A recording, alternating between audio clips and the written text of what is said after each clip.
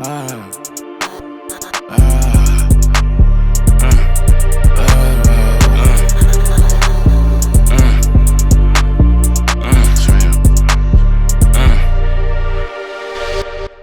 Creating. What does it do for us? It allows us to be ourselves. We use it to innovate and solve problems, from architects building bridges to a stoner trying to find a way to smoke their last bud because for some reason they become engineers when it comes down to it. Like, how do y'all even come up with that? Like, I'm curious, bro. Creating forces us to use our minds and allows us to contribute to the culture and society. Through creation, we leave a lasting impact and legacy, inspiring others and shaping the world around us. The fact that we can have a thought in our heads and bring it out into the real world is so crazy to me. On the other hand, we have consumption. Consumption on some levels can make us feel tired, empty, unfulfilled, depressed, because we're consuming too much of it and it's the wrong things to consume. We have TikTok, binge watching Netflix shows, and even stuff like prawn. I like to think of this as junk food. We consume it and then we feel like shit afterwards. Like, why the hell did I see the same headline 20 times of that girl and Drake unfollowing each other? Who the fuck is she, bro? I do not care. Stop forcing it down my throat. Bombocard! Sometimes I'll open IG and then just throw my phone across the room because why the hell am I opening my Instagram for no reason? I'll literally just click on the app just to click on it. Like, what? Not all consumption is inherently bad though, because people put things out into the world that are genuinely worth watching, listening to, and even reading. I like to call this the healthy food. I just believe we have to find a good balance between creating and consuming. You can't have consumption without creativity because we get inspired by movies, music, books, clothing. There's countless forms of consumption we take in that is created by other people. I love Kubrick films, from everything to the plot all the way to the shots. I wouldn't be in love with using a camera if I never watched A Clockwork Orange. I feel like it's much more important to create than you consume though, but why? First off, that personal growth, character development. I don't think anything hits more than finding something that you enjoy, especially if it's beneficial to you. It leads to new opportunities. You meet people, you get into places you never thought you would be, all because you decided to put good energy out into the world. And the energy will come back to you, building you up as a better person. I've most definitely ventured into different creative outputs. I used to be really into fashion, but like, I don't know. Some of it started seeming kind of to me, and it's definitely getting weird. Like Balenci sacrificing babies and shit.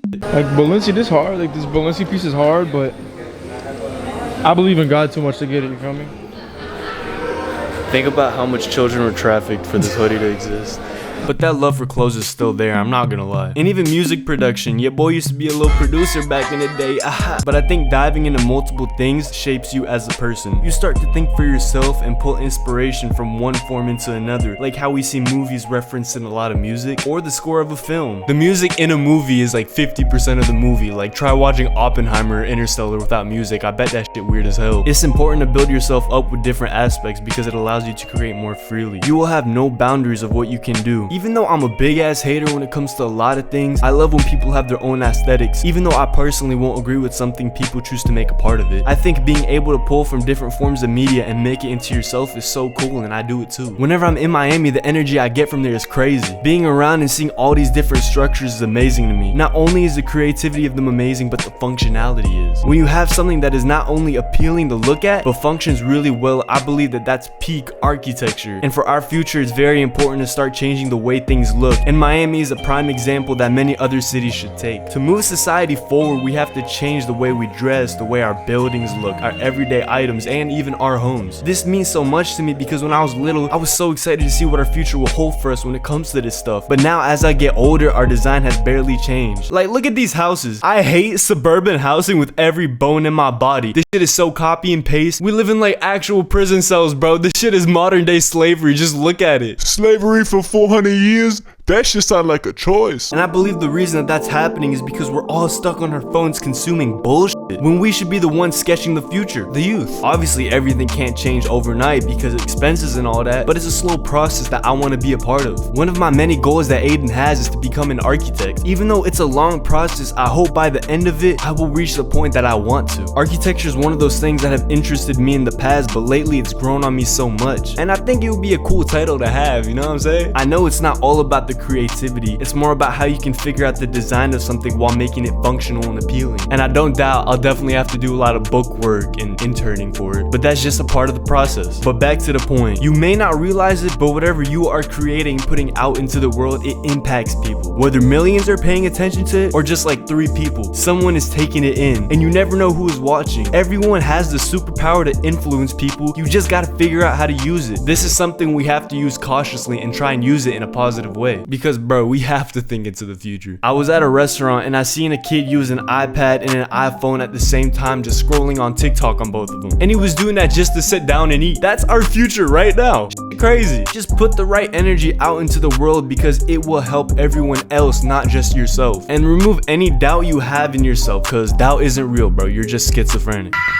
Let's say you make some clothes and posted them on Instagram, then someone comments, "This shit weak as fuck, quit, we need more plumbers in the world." Don't take that shit personal, bruh. I love getting that first no, because it gives you the green light for improvement. That person is gonna comment that 100 times on other people's creations, but dick suck the first person that gets a bit successful with it. They're just insecure, they haven't figured out themselves. Just trust the process and take in that actual constructive criticism, because it is important. And please, please, please, please support your friends, bro. I don't get it. You'll tell Drake happy birthday on your story, but you won't repost your boy's song, bruh. Those types of people make me so fucking disgusted. God is watching you. But to bring it full circle, if we consume more than we create, we cannot push society forward. And if we keep consuming the type of shit we're consuming, we're gonna become retarded. I think ultimately my end goal is to create something that helps everyone. I wouldn't even say something like a new invention, but something that simply pushes us forward. And I want to leave an impact on people. I see it happening on a small scale right now, but I know I have the ability to reach so many more people. The whole idea for the video started off this clip I saw off a Ye interview. Let me play it real quick. What do you hope your legacy is? To be forgotten. Do you think you'll be forgotten? Because the memory, there's ego in memory, in the memories. Who designed the sidewalk? Who designed the water fountain? Who designed the stop sign? Who designed the stoplight? These things are so ubiquitous that the person that designed them is forgotten. If it's a good idea, it's a God idea. Those types of things like the sidewalk have such a major impact on us, but we don't realize it. I feel like that little clip is the best way to describe what I want to accomplish. I want my mind and body to become a vessel that God puts ideas through to share them with the world and make them come into fruition, because our bodies are really just vessels that we use to interact with the world around you if you really think about it. Everything comes from our mind, but it's our job to take it out of our minds and make it come to life. So don't poison your head with all this wasteful consumption we have around us. Instead, use your mind as a superpower to make life better for you and everyone else. She like heads on having fun, but you please me. It's a shame I know that you can need me. Oh, you looking for me, you can find me with a lean.